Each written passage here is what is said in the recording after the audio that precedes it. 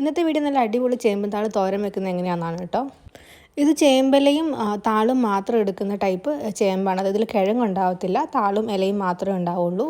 പിന്നെ നമ്മൾ ഇതിൻ്റെ അത്യാവശ്യം മൂക്കാത്ത, അതായത് വലിയ മൂപ്പൊന്നും ഇല്ലാത്ത താള് വേണം നോക്കിയെടുക്കാൻ വേണ്ടിയിട്ട്. ഇതിപ്പോൾ കാണുമ്പോൾ കുറച്ച് വണ്ണം ഉണ്ടെങ്കിൽ ഇതിന് വലിയ മൂപ്പൊന്നുമില്ല.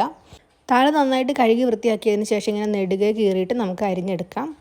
ഇത് അരിഞ്ഞ് വരുമ്പോൾ കുറേ ഉണ്ടെന്ന് തോന്നുമെങ്കിൽ നമ്മൾ കറി വെക്കുമ്പോൾ ക്വാണ്ടിറ്റി പകുതിയായിട്ട് കുറയും കേട്ടോ. അപ്പോൾ ആ കണക്കിൽ വേണം എടുക്കാൻ വേണ്ടിയിട്ട്.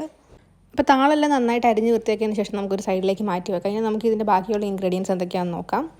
ഒരു മീഡിയം സൈസുള്ള സവോള, 5 പച്ചമുളക്, ഒരു കുഞ്ഞു കഷ്ണം ഇഞ്ചി, ഇതെല്ലാം നമുക്ക് നന്നായിട്ട് പൊടിയായിട്ട് അരിഞ്ഞെടുത്ത് മാറ്റി വെക്കാം. പിന്നെ വേണ്ടത് തേങ്ങയാണ്. ഞാനിപ്പോൾ ഏകദേശം 1/2 കപ്പ് തേങ്ങ എടുത്തിട്ടുണ്ട്. അപ്പോൾ നിങ്ങൾക്ക് തേങ്ങ കൂടുതൽ വേണമെങ്കിൽ കൂടുതൽ ചേർക്കാം, കുറയ്ക്കുകയാണെങ്കിൽ കുറയ്ക്കാം, എങ്ങനെയാണെന്ന് വെച്ചാൽ അതനുസരിച്ച് ചെയ്യാം. ഇനി നമുക്ക് ഈ താളൊരു കുറച്ചുകൂടി ഒരു വലിപ്പമുള്ളൊരു പാത്രത്തിലേക്ക് മാറ്റാം. ഇതെല്ലാം കൂടെ നമുക്ക് മിക്സ് ചെയ്യണം. ഇതിലേക്ക് ഇനി 1/2 ടീസ്പൂൺ ഉപ്പും 1/4 ടീസ്പൂൺ മഞ്ഞൾപ്പൊടിയും കൂടി ചേർക്കാം. അതിനുശേഷം നമ്മൾ നേരത്തെ അരിഞ്ഞ് വെച്ചിരുന്ന സവോളയും ഇഞ്ചിയും പച്ചമുളകും പിന്നെ തേങ്ങയും കൂടി ചേർത്ത് നന്നായിട്ട് മിക്സ് ചെയ്യാം. ഇത് കുറച്ച് നീരുള്ള താളാണ് കേട്ടോ. അപ്പോൾ നന്നായിട്ട് നല്ല രീതിയിൽ തന്നെ ഇളക്കുമ്പോൾ പെട്ടെന്ന് അടുപ്പിലോട്ട് വെക്കുമ്പോഴത്തേക്ക് പെട്ടെന്ന് വെള്ളം പറ്റും. അപ്പോൾ അതുകൊണ്ട് നല്ല രീതിയിൽ തന്നെ തിരുമ്മി കൊടുക്കുന്നുണ്ട്. ഇനി കറി വെക്കുന്നതിനായിട്ട് ഒരു ചീനച്ചട്ടി അടുപ്പിലോട്ട് വെക്കാം. അതിനകത്തോട്ട് ഞാൻ 3 ടേബിൾ സ്പൂൺ എണ്ണയാണ് ഒഴിച്ചു കൊടുക്കുന്നത്.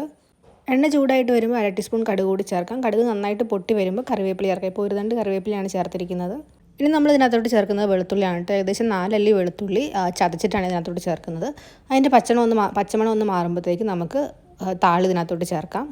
ഇതിൽ വേറെ വെള്ളമൊന്നും ചേർക്കുന്നില്ല കേട്ടോ, പെട്ടെന്ന് തന്നെ കുക്ക് ആവുകയും ചെയ്യും.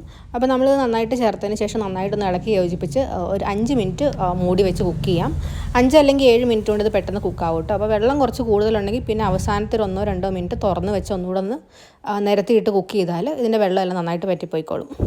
ഇത് ഒറ്റയടിക്ക് മൂടി വെച്ച് കുക്ക് ചെയ്യരുത് കേട്ടോ. അതായത് 2 മിനിറ്റ് കൂടുമ്പോൾ ഇടയ്ക്ക് ഇളക്കി കൊടുക്കണം. എന്നാൽ മാത്രമേ അടിക്ക് പിടിക്കാതിരിക്കത്തുള്ളൂ. നമ്മളിതിനകത്ത് വെള്ളമൊന്നും ചേർക്കുന്നില്ല. അപ്പോൾ നമ്മുടെ കറി ഇവിടെ റെഡി ആയിട്ടുണ്ട്. നല്ല അടിപൊളി കറിയാണ്, നല്ല ടേസ്റ്റുമാണ്, ഹെൽത്തി വൈസ് നല്ലതാണ്. അപ്പോൾ എല്ലാവരും ഒന്ന് ട്രൈ ചെയ്ത് നോക്കൂ. Thank you for watching. Bye bye.